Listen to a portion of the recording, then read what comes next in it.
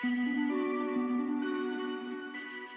guys, and welcome back to another Inktober video. We are steadily making our way to the end of Inktober and this huge challenge. I'm really excited to get to the point where I've done 31 full illustrations, but I'd love to know how you guys are doing with Inktober and how the projects and pieces of artwork that you've done, how that has all been for you this month. But anyways, I do want to give a quick mention. The Kickstarter for Omen, which is my Inktober book for this year, we have made the funding goal first off, which is extremely exciting. Thank you everybody who went over and pledged right away. And we've actually already made it to the first 2 stretch goals, which are 2 vinyl stickers. I'm really excited about those 2 in particular. I think that they're going to make really fantastic stickers, which means that if anyone signs up at any time for any of the tiers, you guys get those stickers for free. We're also hopefully working on getting to that next stretch goal. So if you want to go check out what that one is and see a little bit more information about this Kickstarter and the book and everything, I do have a link right down in the description at the very top. But let's go ahead and just dive right in with this piece and talking about the process and everything. So the concept behind this piece is I wanted to have a mural that the main character was discovering and looking at. And that was a really enjoyable diversion from a lot of the other design choices that I had built into Inktober that I had to follow with, especially since pretty much all of the pieces that I've done for Inktober needed to exist within that world that I was drawing. So I couldn't do anything that was really out there in design choices. I couldn't do anything abstract or too graphic because I needed them to exist within that place. And this one was nice because I could do it in a way that it was a piece of artwork within a piece of artwork. And that allowed me to break out of some of those things that I had to make sure was realistic in other ways and other pieces. So for this one, I wanted almost there to be a feeling of a stained glass window and definitely that mural look to it.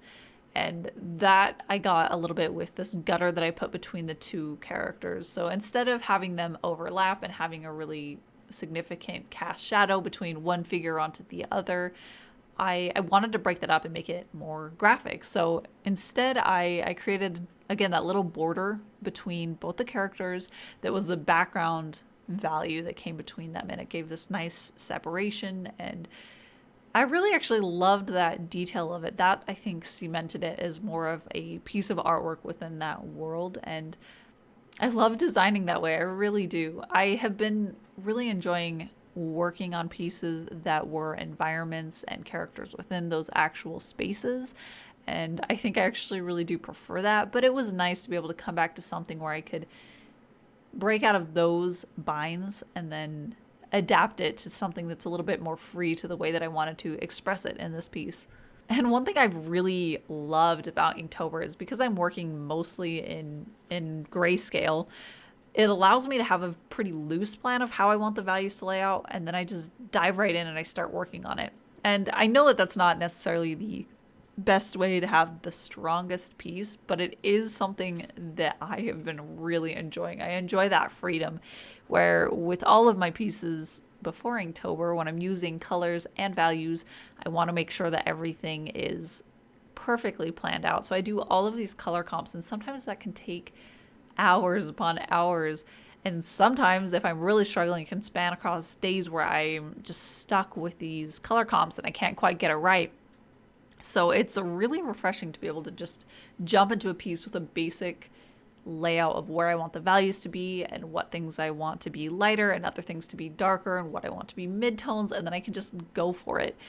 There is also a benefit of, because it's all in grayscale and I'm using the same ink wash, it's just varying degrees of ink in it, I can easily ramp up the value. So I can start with a mid-tone and make it darker and darker until it gets to a point that it's dark enough. I don't always follow that, where I don't necessarily make sure that I'm taking smaller steps to get to that final result, but I have used it in the past, and it's nice to be able to take these shorter steps and a few more of them to get to that final result.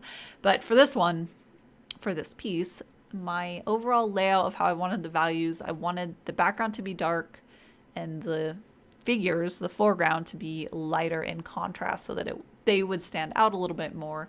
and there would be this separation visually. And then the border of the wall underneath the mural and that main character, that little figure down at the bottom, she and the wall would be darker as well. So it'd be kind of this layered effect. And I'm doing this first pass on the clouds in just a second, but that's actually a great example of where I was able to make it a lot darker, but because I could see that value first and see that it wasn't as dark as what I wanted it to be, I was able to just make it darker and it fit with the whole contrast of the whole piece that I wanted.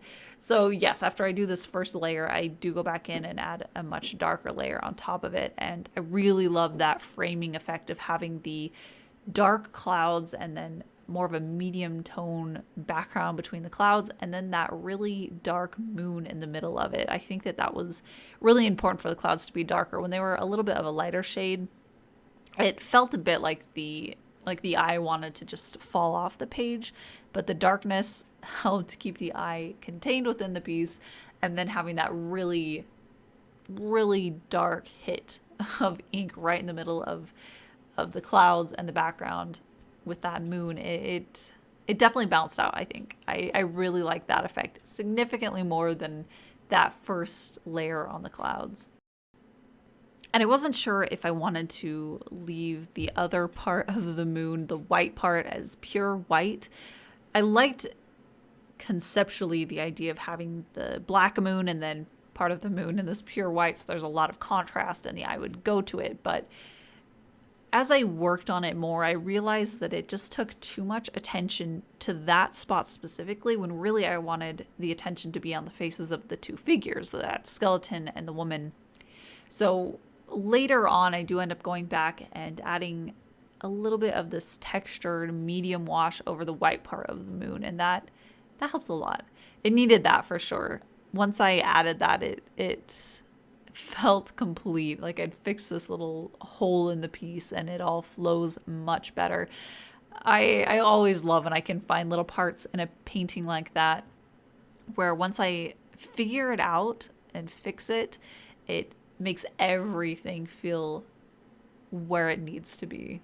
Like I've solved this puzzle that I've created myself, and then it just becomes complete. And that was one of them. Is just I want to make sure that I'm paying attention to the whole composition and the way that the values are telling the eye where to go. And that was one of those things that at first it seemed like I had it the right way, but the more that I worked on it and the more that I looked at it, the more I could see what needed to change to make it the way that I wanted it to be. And that's really what I recommend anyone who works on a piece, is to take a moment while you're working on it, all throughout while you're working on it, to look for things that feel not quite right or not balanced, or things that might be throwing it off, and find a way to fix those things. And I think really the thing that this piece needed is a very subtle detail. It's kind of hard to see in actually both pictures and on camera, but it was really important. I realized that there was a lot of white on the woman figure where she had this really white hair, and it needed to balance out in the skeleton. So he had his white bones, but that larger mass of this medium value cloak was making it feel a lot heavier and darker than I wanted it to be. I wanted them to be balanced but different. So I did go in with my white ink later, and I add this very simple little pattern onto the cloak. And I really love that look. It adds more white to it, so it freshens it up and lightens overall the feeling of the cloak, and it adds a little bit more detailing to the whole piece, which I think always helps, having just a little bit extra interest that your eye can catch on.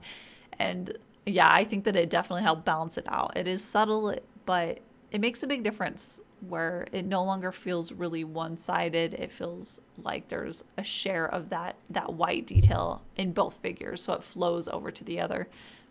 And one of the final things I did is I actually had this planned out in the sketch, but it kind of got fallen away as I was working on it. But I had a bit of this like sugar skull skeleton pattern on the woman's face, and originally it was going to be inked in and much more significant, but I like the idea of going in with a white ink, so it's a very subtle, but she has just a little bit of this skeleton structure inked in on her face with white. And I actually did that with my white gel pen.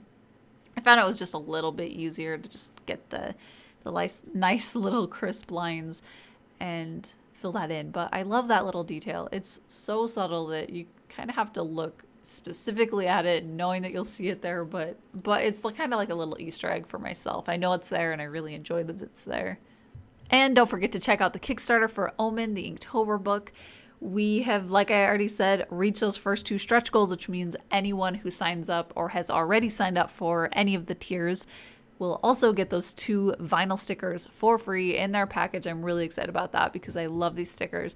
But we're also working on getting that 3rd stretch goal, which means another free gift sent to everyone who does pledge. So yeah, please go check it out. Like I said, there's a link right in the bottom of this video in the description. And this original painting is available at my shop. So if you'd like to own that, I have a link to my art shop right below the Kickstarter link. And that's it for today. Thank you guys so much for watching. I will be back on Wednesday with another video, so I'll see you guys then.